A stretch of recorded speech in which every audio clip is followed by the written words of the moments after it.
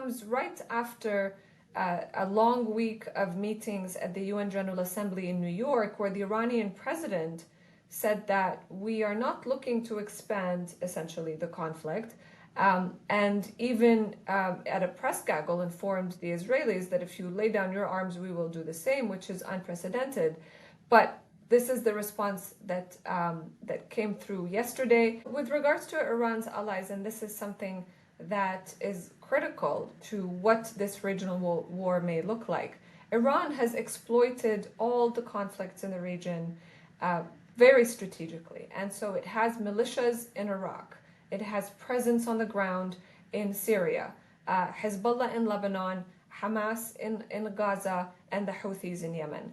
And so you have a very extensive network of militias and armed groups that can be activated if the Iranian Revolutionary Guard or the Iranian leader basically pushes that button. And by activated means all-out activation, where these groups would attack US and Israeli targets nonstop. But on the flip side of that, then any response from the United States or Israel would also include all these different targets across the region. And we've actually heard from some Israeli officials yesterday that if Israel is going to respond, it will not just respond directly, but rather across the region, knowing very well how Iran is well placed through its various proxies. The Israelis will 100% respond to this attack.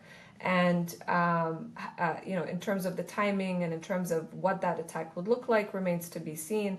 But we've been hearing from various officials that it will respond in a very serious way.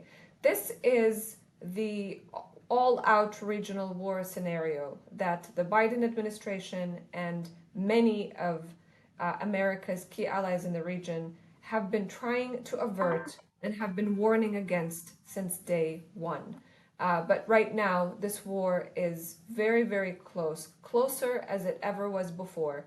It's right at the doorsteps of the region. At the end of the day, the people of the region are the ones who are suffering the most, be it Israelis or Palestinians or Lebanese, but people across the region who are living in a constant state of anxiety and uncertainty about the future.